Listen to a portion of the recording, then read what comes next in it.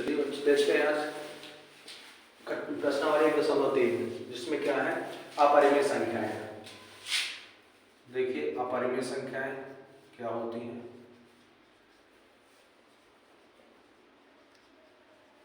अपरिमेय संख्याएं, ठीक।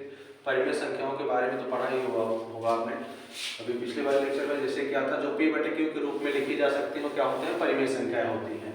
अब देखिए अपरिमेय संख्या क्या होती है जिसको हम p बटे q के रूप में नहीं लिख सकते, ठीक। तो जैसे और यह तो अंडर रूट के अंदर के जो संख्या रहती है, जैसे अंडर रूट 2 है, अंडर रूट 3 है, अंडर रूट 5 है, ठीक। इस तरह की जो संख्याएं हैं ये संख्याएं क्या होती हैं, अपरिमेय संख्याएं होती हैं, क्योंकि हम इसे जो है p बटे q के रूप में नहीं लिख सकते हैं। और दशमलव 1 0 1 0 0 1, ठीक, 0 0 इस तरह की जो संख्याएं अनंत होती हैं, ठीक, तो ये क्या होती हैं, अपरिमेय संख्याएं। अब हम देखेंगे कि ये अपरिमेय संख्या, ये अपरिमेय संख्या, ये अपरिमेय संख्या है, ठीक। तो हम इनको सिद्ध करेंगे कि अपरिमेय संख्या कैसे है ये, ठीक। तो एक उदाहरण लेते हैं, जैसे मान लीजिए एक ये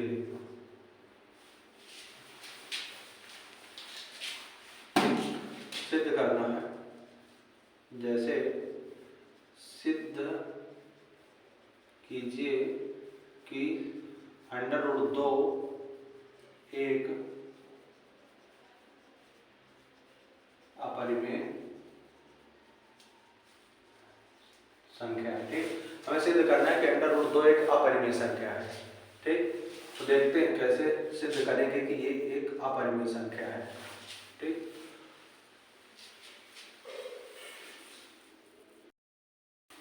चलिए तो सिद्ध करते हैं। अंडर रूट 2 एक अपरिमेय संख्या है, तो हम इसके विपरीत मानते हैं, इसके विपरीत हमने माना कि अंडर रूट 2 एक परिमेय संख्या है, ठीक। इसके उल्टा मान लेते हैं। तो अंडर रूट 2 अगर एक परिमेय संख्या है, अतः यदि p व q दो सह अभाज्य संख्याएं हो, ठीक। सहअभाज्य का मतलब होता है कि p और q में कोई कॉमन गुणनखंड या उभयनिष्ठ गुणनखंड नहीं होता है इनके अलावा, ठीक। अतः हम अंडर रूट 2 को p बटे q के रूप में लिख सकते हैं, ठीक। p बटे q के रूप में लिख सकते हैं, क्योंकि अगर अंडर रूट 2 परिमेय संख्या है तो हम इसको p बटे q के रूप में लिख सकते हैं। तो अब देखिए तो ये गुणा करते हैं तो देखिए क्या हो जाएगा, अंडर रूट 2 q वो p और ये हो जाएगा आपका q, ठीक। थोड़ा सुधार लीजिए, p बटे q के रूप में p बटे q, ठीक। तो इसका गुणा करेंगे तो क्या हो जाएगा, अंडर रूट 2 p बराबर q। अब दोनों पक्षों का वर्ग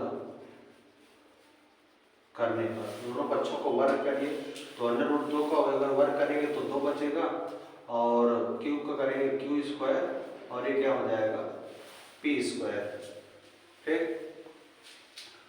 तो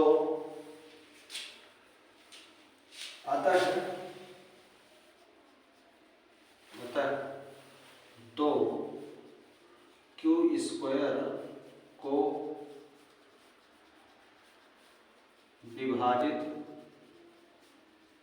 करता है तो 2 p को भी विभाजित करेगा, ठीक।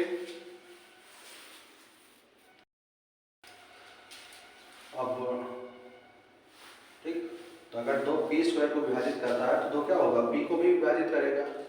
जैसे देखिए अगर 2 मान लो, अगर 4 में भाग जा रहा है, स्क्वायर है ना 4 2 का, तो 2 क्या होगा, इसका वर्गमूल निकालिए, 2 इसमें भी भाग जाएगा, ठीक। तो ये अब आगे देखते हैं, ठीक। माना P बराबर 2C, ठीक, जहां C एक क्या है, पूर्णांक है, ठीक, धनात्मक पूर्णांक है। तो P का मान, इसको समीकरण एक मान लीजिए, P का मान समीकरण एक में रखने पर, ठीक, तो यहाँ P का मान समीकरण एक में रखेंगे तो क्या हो जाएगा, 2Q² बराबर ये हो जाएगा 2C है तो क्या हो जाएगा 2C का स्क्वायर, तो 2P² बराबर 4C², तो इससे कट जाएगा तो Q² बराबर 2C², तो इसको हम लिखेंगे 2C² बराबर Q², ठीक। अब देखिए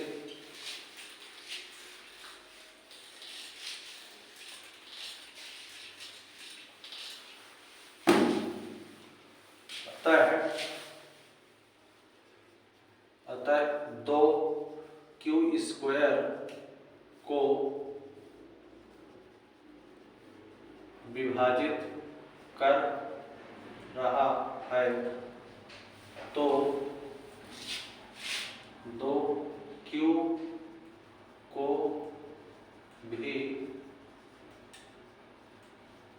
विभाजित करेगा, ठीक, तो देखिए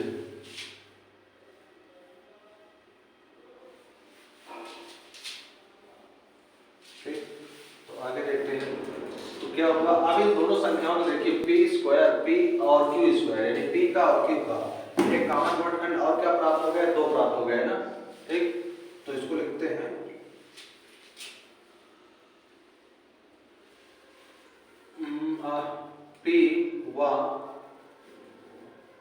P व Q के कम से कम एक उभयनिष्ठ गुणनखंड 2 भी है, ठीक।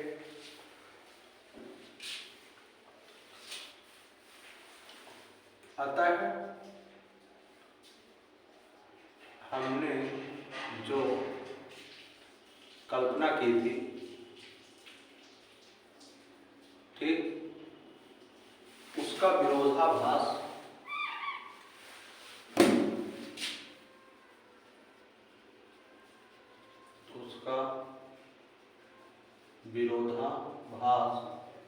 हो रहा है, ठीक।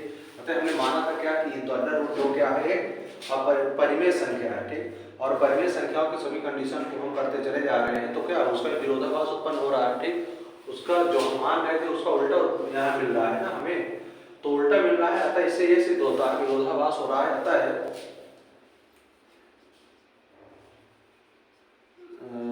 सिद्ध हो रहा है कि हमारी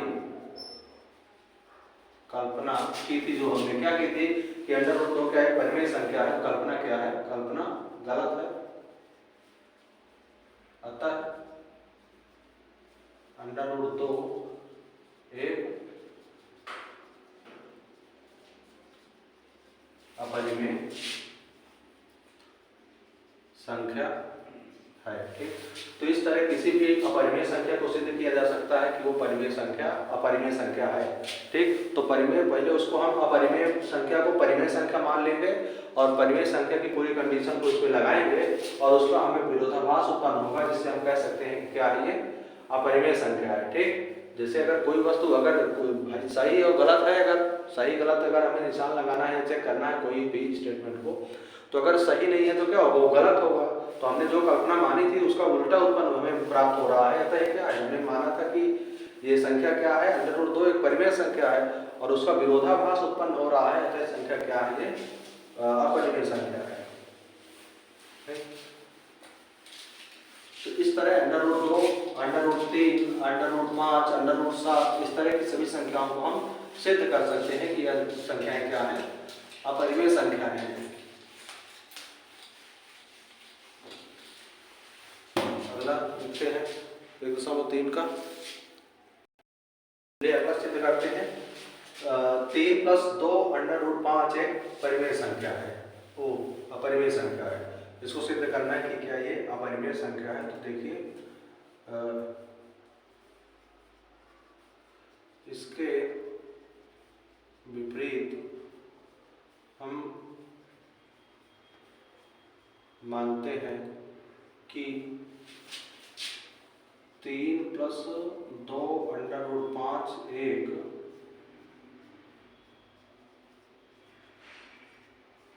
परिमेय संख्या है। ठीक,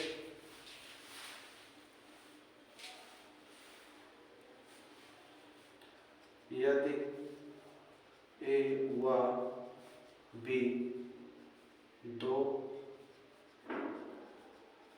धनात्मक पूर्णांक हो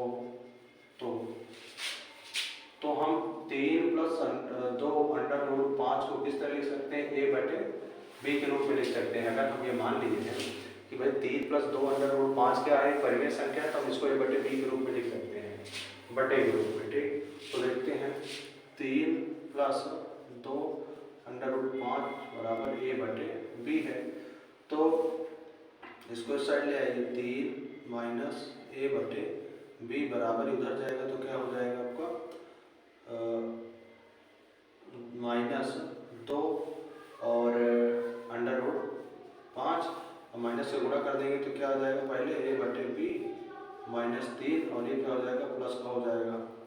तो इसको बटे में ले जा सकते हैं हम, इसको बटे कर दीजिए तो क्या हो जाएगा A/2B -3/2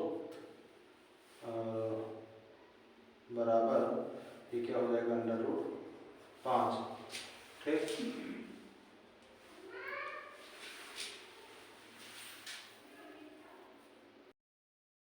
ठीक, ये प्राप्त हुआ।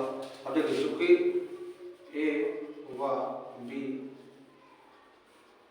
पूर्णांक है, अतः अगर ये दोनों पूर्णांक संख्याएं हैं तो हम कोई पूर्णांक रख के अगर इसकी क्रिया करेंगे, भाई घटाना है, अगर घटाएंगे तो हमें क्या प्राप्त होगा, पूर्णांक प्राप्त होगा ना। आता है A/2B -3/2 क्या होगी, एक परिमेय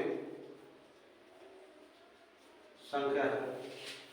तो अगर A/2B -3/2 एक क्या है, एक परिमेय संख्या है, तो √3 भी क्या होगी, √5 भी क्या होगी, एक परिमेय संख्या है। ठीक, अगर ये परिमेय संख्या इसके बराबर √5 है तो ये भी क्या होगी, परिमेय संख्या है। ठीक, तो आगे देखते,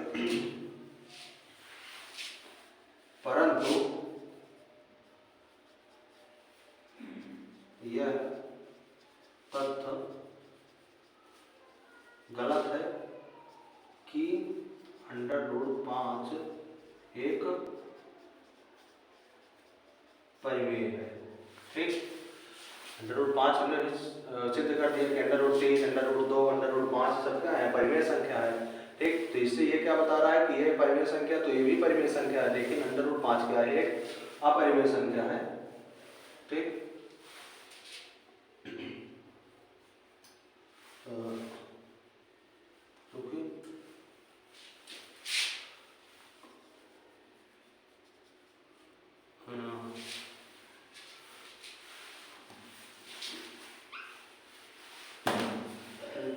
प्रश्न नंबर 1 में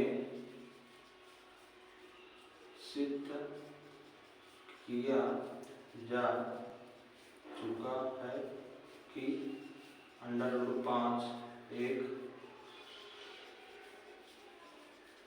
अपरिमेय संख्या है। ठीक, तो ये गलती हमें कब से प्राप्त हुई, जो हमने विरोधाभास माना था। हमने क्या माना था, अतः यह विरोधाभास हमारी कल्पना के कारण हुआ है, अतः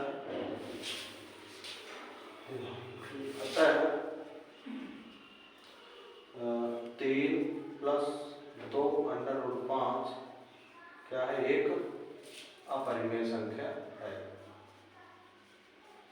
अपरिमेय संख्या है। ठीक, ये आपका प्रश्न नंबर दूसरा है। और प्रश्न नंबर इसी तरह तीसरे में हम सिद्ध करेंगे, देखते हैं। तो अगला तीसरे में है 1/√2, दूसरा 7√5 है। ठीक, तो देखिए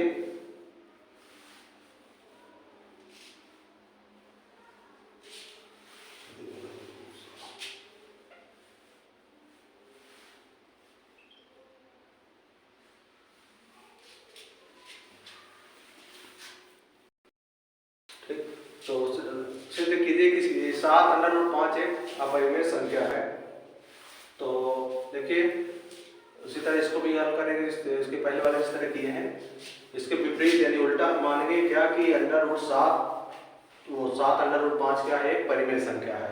तो अगर परिमेय संख्या है तो हम मानते हैं कि कोई a और b दो कोई सहभाज्य संख्या है। सहभाज्य संख्या क्या होती है, जिसके कोई कॉमन फैक्टर नहीं होते, गुणनखंड नहीं होते। जैसे 4/3 है या 3/4 है, देखिए एक के अलावा इसके कोई कॉमन गुणनखंड नहीं होंगे।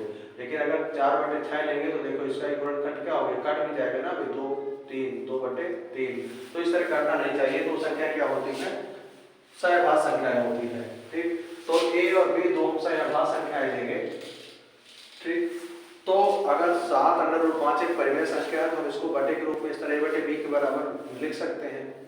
हम क्या करेंगे, 7 के इधर 75 करेंगे तो बटे में जाएगी। अगर ये बटे गई तो √5 बराबर a/7√b है। तो a और b क्या है, दोनों पूर्णांक संख्याएं हैं। अगर ये पूर्णांक है तो हम कह सकते हैं कि a/7√b, वो 7 और b क्या है, परिमेय संख्या है। तो अगर ये परिमेय संख्या है तो इसके बराबर √5 है, तो √5 भी क्या होगी, एक परिमेय संख्या होगी।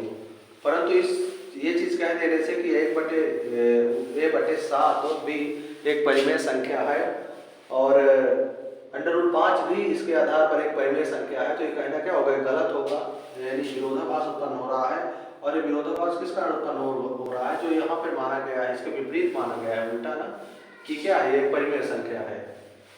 तो अतः इससे हम कह सकते हैं कि ये संख्या 7√5 क्या है, एक अपरिमेय संख्या है। ठीक, इसके आगे वाले सवालों को भी इसी तरह हल करेंगे।